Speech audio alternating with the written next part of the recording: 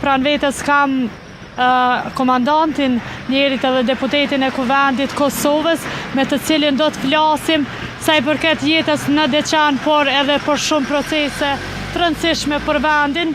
Një ndër to është edhe procesi për të pagjeturit, ku pranë vetës kemi edhe të pagjeturit e komunës së Deçanit, të cilët i mungojnë këtij vendi dhe ende nuk dihet për fatin e tyre.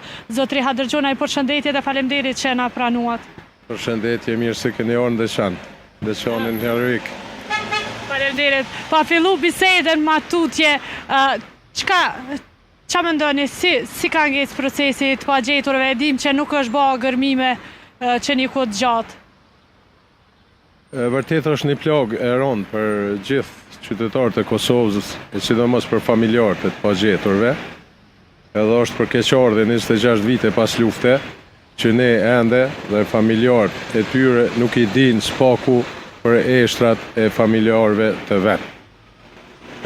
Unë mendoj se pengesa kryesore kuptohet që është Serbia.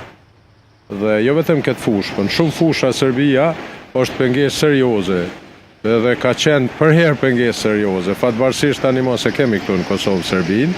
Mirë po për të pagjeturit dhe për të zhdukurit e luftës, ashtu të themi, dosjet dhe donat i ka Serbia. Tani këto komisionet tona për të pagjeturat, unë kujtoj që janë mënu, e kanë bo atë maksimumin e vetë mundshëm, por kjo s'ka mjaftu. Unë në mesin e të pagjeturve të komunës Deçanit, ku që janë këto që përshien janë shumë, janë edhe 7 bashkëfqatarët mi, janë edhe 2 kushërit mi shumë të afërt të Hadërgjanve, edhe është për keqardhje sepse familjet e tyre kaq vite, disa edhe kanë humbur familjarët e tyre dhe s'kan arritë të kuptojnë për fatin e njerëzve të vetë. Sigurisht përmes kësaj lidhje direkte do të kishim bërë thirrje që të punohet sa ma shumë dhe të zbardhet fati i tyre, në mënyrë që edhe familjarët e tyre të kenë një jetë ma të qetë, ma tutje.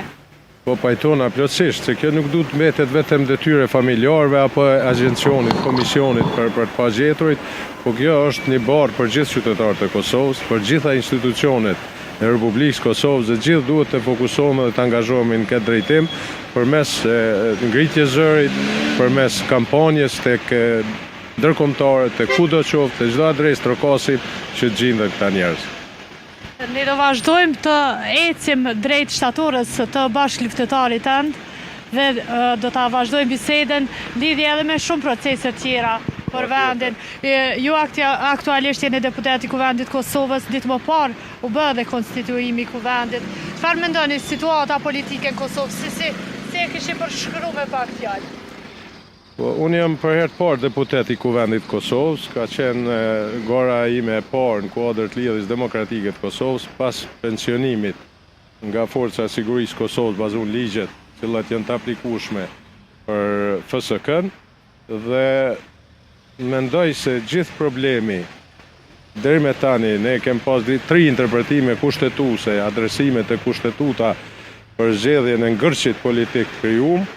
Mendoj se absolut nuk ka të bëjë, nuk ka problem legal, nuk ka problem kushtetues as ligjor, po është mungesë e vullnetit politik, e në veçanti është mungesë e vullnetit politik partisë e cila ka dalë para, me lëvizjes vetëvendosur, sepse në asnjë moment nuk ka tregu gatishmëri apo vullnet që t'i krijojë institucionet. Jam i bindur se me 9 shkurt kur kanë përfunduar zgjedhjet nacionale me 10 vetëm se o ditë rezultati paraprakisht, se që janë numrat dhe që janë përqindjet e subjekte politike, vetëm me 12, hajde me prej 2-3 ditë, ose pas certifikimit zyrtar të rezultateve, është dosh që të mirën nisma, të mirën hapa konkret, cilë fare si kem po, për krijimin e institucioneve të Republikës Kosovës.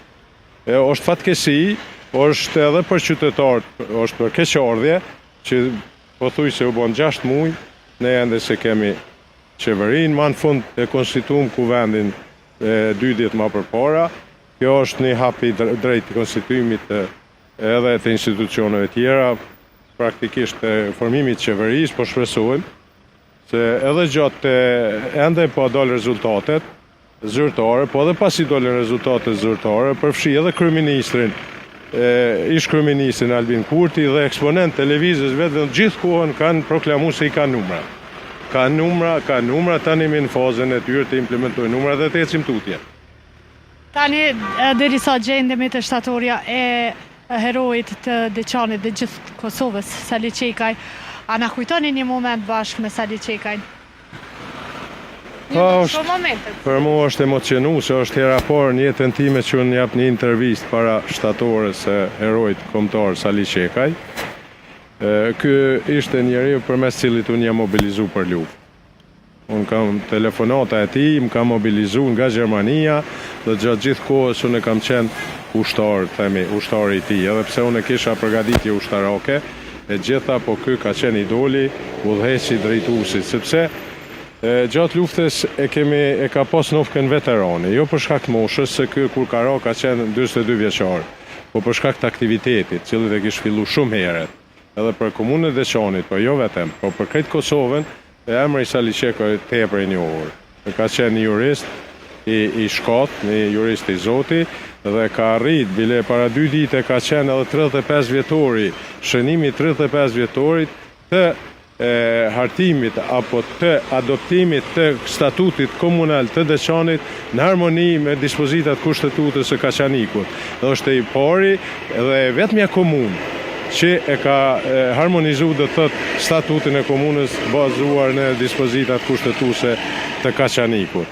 Kurse me bindjen tem, po edhe të shumë kujt, Sali Çeku është njëri ndër bashkëluftarët e hershëm dhe themeluesit e grupeve të para të armatosura për Dugaxhinin, bashkë me Adem Jasharin për Drenicën dhe Zahir Pajazitin për Llapin dhe Gollakun dhe Ahmet Hoxhin për pjesën e Karadokut, apo theme.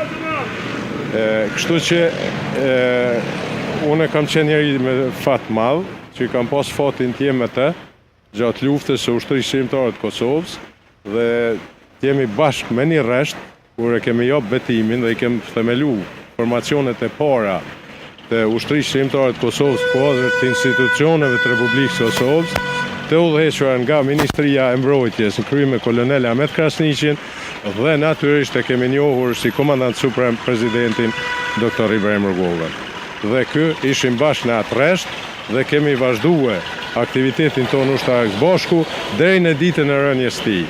Edhe momenti më kritik i jetës time, përkundër se ne kishte rënë Agim Ramadanin, bjeten e Logjës, se kishte rënë Rustem Bruqi, një bashkëpunëtor i ngushtë dhe i hershëm i komandant Sali Çekut, kishte rënë Enver Olaj, një kushërimi dhe Lumni Surdulli, një mik i imi edhe nga shkolla po edhe nga lufta, por megjithatë nuk e ndalte angazhimin dhe qëllimi i tij ishte synimi liria e Kosovës.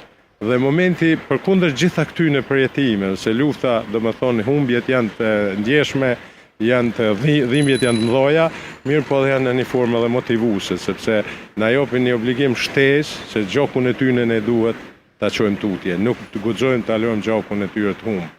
Dhe dita më kritike e jetës time është 19 prilli i vitit 99, kur ka heroi Sali Çeku, edhe në një farë forme është momenti më kritik i jetës, sepse kam qenë afër tij dhe në distancë të afërt edhe në momentin kur është qelluar nga forcat e armikut. Lavdi Saliut, lavdi gjithë dëshmorëve, se këtu në Deçan kemi edhe përmendorët e herojve tjerë, luftëtarëve trima, po Deçanin përgjithësi, pa dashur me qenë edhe shumë lokalist, ka dhënë një kontribut në për etapa historike në veçanti në për luftën e fundit të ushtrisë shqiptare të Kosovës. Deçani është qendër e fuqishme.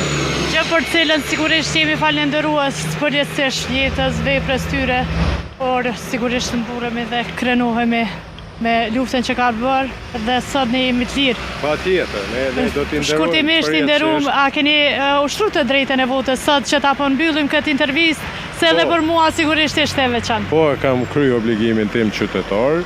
E kam kryer në mëngjes me gjithë familjen time dhe do të kisha shfrytzuar rastin të ftoj gjithë qytetarët, se sipas raporteve deri tanishmë është pjesëmarrja e vogël e qytetarëve në votim, i kisha ftuar gjithë dalin sa më masivisht në votime dhe të votojnë, sepse është e drejtë e tyre edhe kushtetuese, edhe ligjore, por edhe votojnë për të ardhmen e vet, fëmijëve të vet, për shëndetësinë komunës, për arsimin, për infrastrukturën, për qerdhet cilat janë tepër dobishme për gjitha komunat dhe për një standard më të mirë jetësor, qoftë të lagjeve, qoftë në infrastrukturë të lagjeve, qytetit, fshatrave për rreth dhe bujqësisë dhe gjitha fushave, kështu që i kisha ftu gjithë që sa më shumë të ushtrojnë drejtën e tyne dhe dalin të votojnë sot dhe sot duhet të konsiderohet dhe është ditë feste. Faleminderit shumë për kohën. Ishte kënaqësi. Kënaqësi, faleminderit nga ju.